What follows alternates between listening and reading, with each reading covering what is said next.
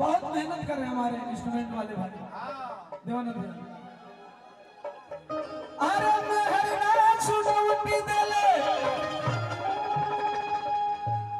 कि धैले बा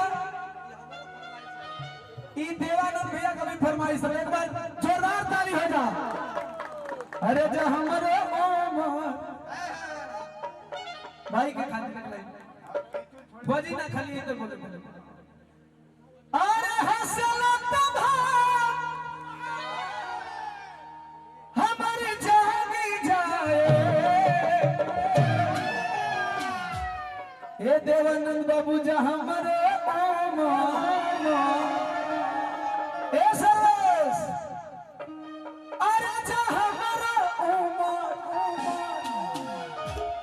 कि जा हमारे तोहर के लाग जाए। अपने भाइयों के लिए हमेशा दुआ करते हैं, जो मुझे मुकाम मिला है इसे भी आप लोग ज्यादा बड़ा मुकाम दीजिएगा अपने भाइयों को। अरे मेहरना छुड़ौती देले हे दर्द दिखावत रहा तो फिर तो ये आगे कहेंगे बिहार का लगे भोजपुरी का लगे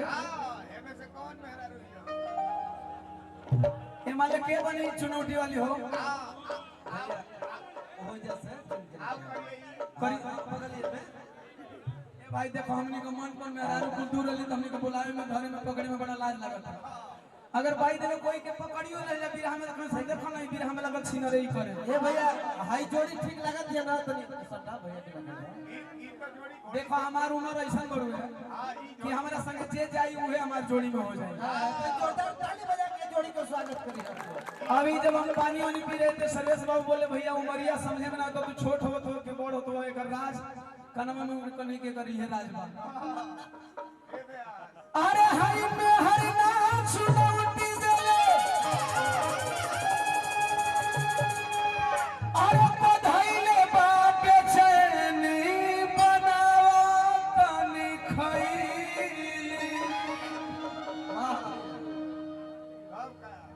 सुन बुढ़ऊ दादा हो आज बनावा तानी खई अरे मेहरना छुड़ौती देले मेहरना छुड़ौती देले धैले बाटे चैनी बनावा तानी खई सुन बुढ़ऊ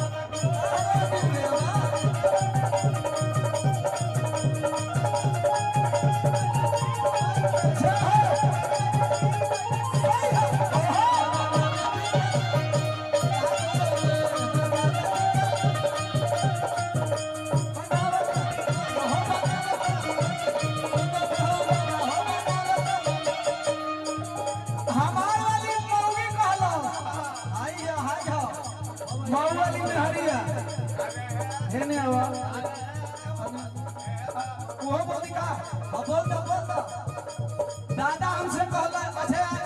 देवानंद भाई रवि भैया एगो ओरिजिनलिटी बतावा तनी एकदम बता दे भैया लोगन के ही लगले कि कोनो बुढ़ावा बोल ले बा बुढ़वा नहीं के बोल ले हमारे कहे मारे अरे है दीवाना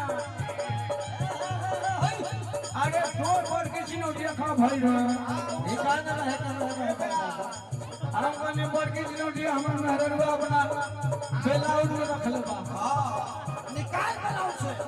निकाल निकाल मौली को हटिया बिगाड़ लिया दासा कोही में बिगाड़ दासा कोही में ना हो बिगाड़ कोही में ना हो बिगाड़ हीरो जैसन ला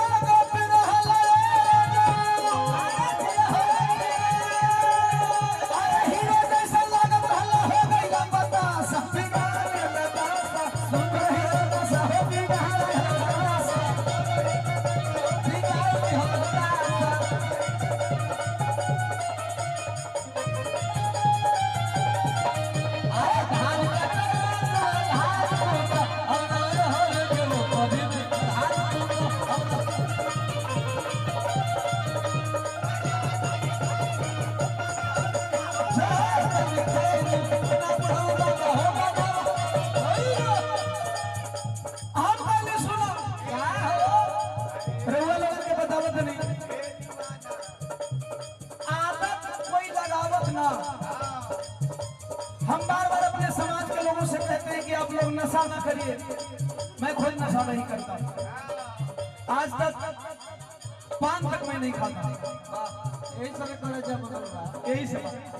कहीं लगा दे कहीं से फाड़ एकदम हम कौन ना साथ दे। बहुत बढ़िया, ताली हो जाए भाई के नाम पे। कम से कम सोम प्रकाश दीवाना का अनुसरण करे वाला भाई तमिल में एकदम आदमी बहाना बनावेला, बहाना बनावे वाली अपना मेहरारू से हम पियत खात ना रहे। आता धराई दिले साथ के संगतिया, आता धराई दिले साथ के संगतिया, आता धराई दिले साथ के संगतिया। अरे का कोई रानी जब सुनो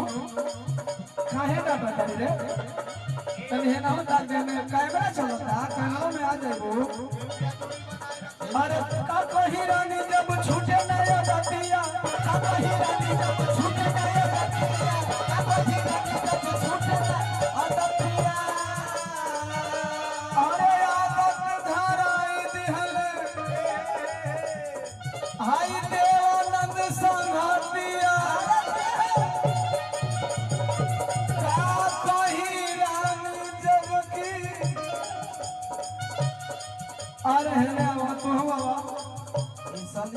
दीवाना जगह पर हाथ रखना बड़ा ऊपर हो गए। का कोई रानी जब छूटे नया बतिया, का कोई रानी जब छूटे नया बतिया, का कोई रानी जब छूटे नया बतिया। अरे दारू गांजा पी रहे हमर रानिया,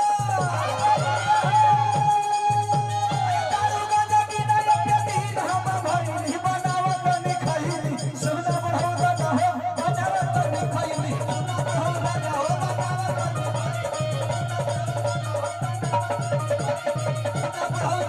बनावत एक गीत के और पसंद करी। अरे लिखी न रिपोर्ट, अरे लिखी न रिपोर्ट और परिले परिया है राइल हो।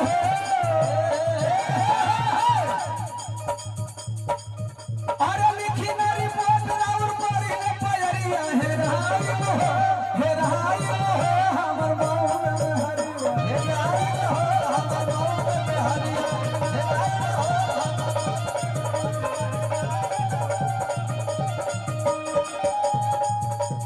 ये गीत के भी वो लोग ट्रेंड करेंगे।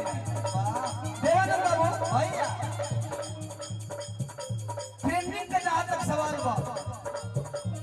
भाई लोग बहुत बड़ा ट्रेंड स्टार, लेकिन एक बात का हमें भी बड़ा गर्व बा जवा रुआ लोग जो प्यार दुलार दिले बने। बिरहा का पहिला और बिरहा का एकलौता कलाकार जेकर पहिला गीत ट्रेंड कइला,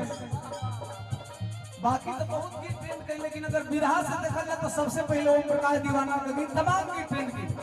एकदम सही बात। एगो गीत तो महीनों में एक बार ट्रेंडिंग में आवे एकदम ऐसे तरीका है ना हमारे भाई लोग तो प्यार आशीर्वाद रही तो कुछ हो कोई का गीत आके निकल जाए, लेकिन हमारे ये गीत पर जो महीना बीत गया एक बार फिर दोबारा ट्रेंड करे। तानवा करनवा पागल, सोशल मीडिया वाले भाई जानते हैं कि महीना बीतेगा फिर ट्रेंड करेंगे। वही में हम अपना मेहरारू का रिपोर्ट लिखवा तभी दरोगा जी से, दरोगा जी कौन करे लेके कहाँ जा रहा कर लेके अरे लेके आवे भली साहब होके ससुराल से,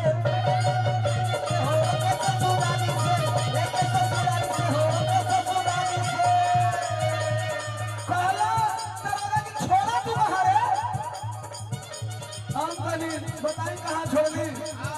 कोई जे बाबा साहब के मूर्तिया बा, हम बाबा साहब ने ज्यादा भरोसा केहू पे ना करीला। भीटी चौराहा पर उतरली मोटर गाड़ी से, भीटी चौराहा पर उतरली मोटर गाड़ी से, भीटी चौराहा पर उतरली मोटर। दरबार पूछ रहा है करे वहां कहे उतारा। हम कहीं बाबा साहब ने ज्यादा भरोसा कोई पर ना बा, कोई मूर्तिया के उतार देने के बाबा साहब के यहाँ देखी पढ़ी सुनी तबले बहाना कर दरोगा जी पूछलो बहाना कौन बना, हम कभी सुना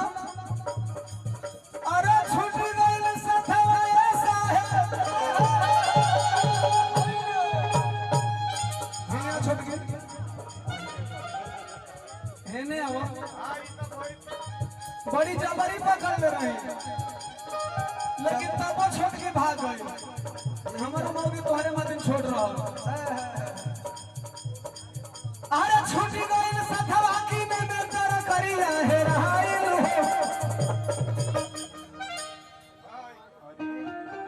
कैसे तो बड़ा हिलावत हो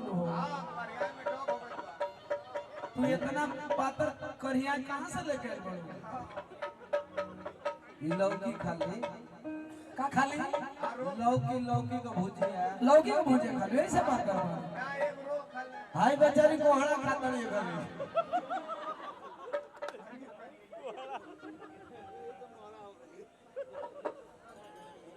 तो जे आई को परिचय कराओ ऐसे ऐसे ऐसे थोड़ी परिचय होला कलाकार का परिचय कैसे होला हां कोई से भेजवाई तब न समझ में आई अरे छुट्टी गई सथवा अरे किने में तेरा करिया है रहाइल हो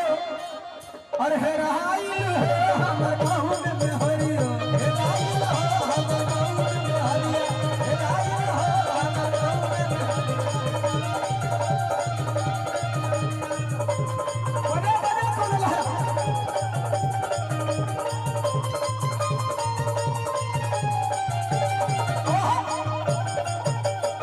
अरे जिया राजा जिया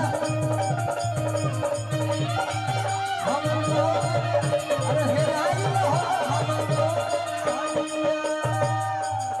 आई ए हम शॉर्ट में काम करी ना कोई आओ मानो हां हां शॉर्ट में करी लंबा करी काइला दबा शॉर्ट में एक ही तो हां ठीक जब ले सर्वेश भाई आए हां ठीक अभी विनय जी बड़ी तानावा करनवा पागल बात भाई वाह जौना का चर्चा हम कर बोलियो आप लोग सोशल मीडिया उठाएंगे तो 1 महीना के बाद ये गीत बार बार ट्रेंड करती है गीत उल्फत में धोखा मिलल मारल लोगों में हाना अरे लोगों में हाना कानवा करनवा पागल कानवा करनवा पागल होय बापी वनवा है कानवा करनवा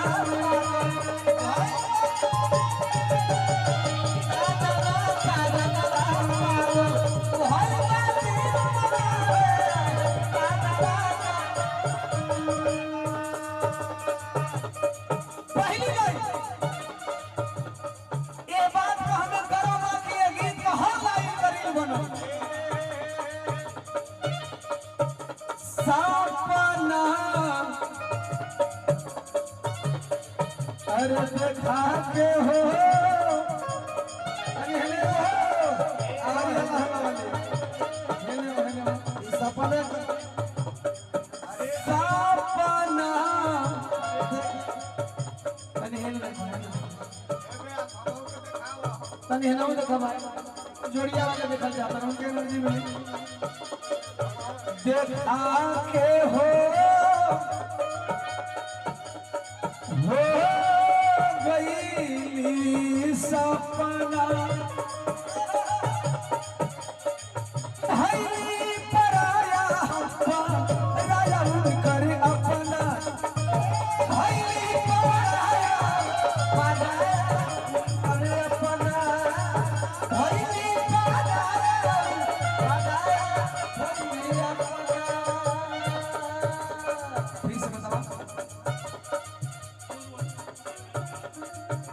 मऊ के सम्मानीय पूर्व चेयरमैन साहब स्वर्गीय राम भवन जी के दोनों सुपुत्र रानू और धर्मवीर जी हमारे भैया बैठे हैं सामने 500 रुपया देकर के सम्मान के जोरदार तालियों से स्वागत होगा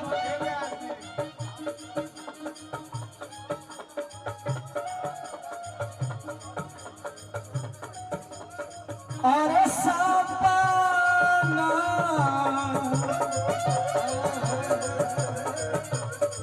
देखा के हो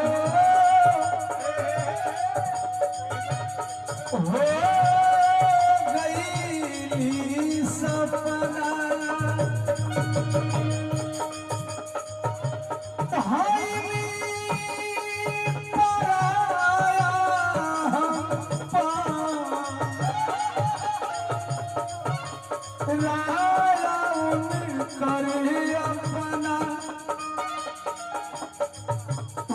बिना सोम लागे जागा वा जहानवा रे जागा वा जहानवा तो तानवा कारणवा पागल तानवा कारणवा पागल होई ना बीवनवा हे तानवा होई ना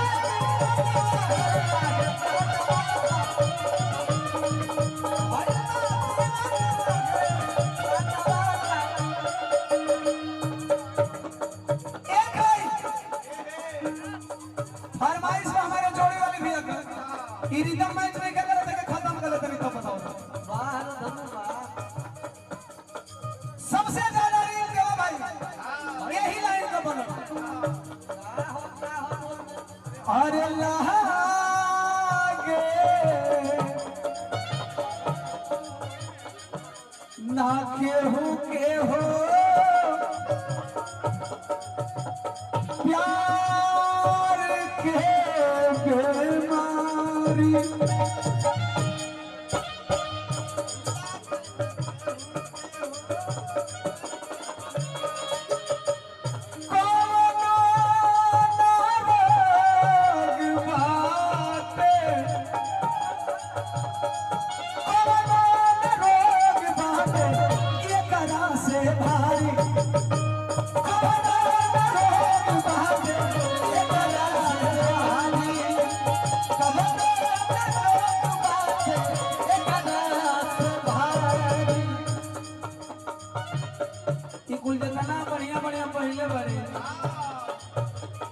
पाले पड़ल लोग जिंदगी नरक हो गए इस साला ऐसा लोग न जिए देला न मुए देला आदमी बीच बीच में लटक के परेशान रहेला सात घर बुझाइयो के ही रोग न लगे हम कहिला एकदम सही बात और फिर दुर्लभ हो जाए लागे ना केहू के हो यही में कई जाने का दिल में हाल ही में टूटल है तो रोत हो जाए रुमाल में आस मोच हो प्यार के बेमारी कौन रोग बाटे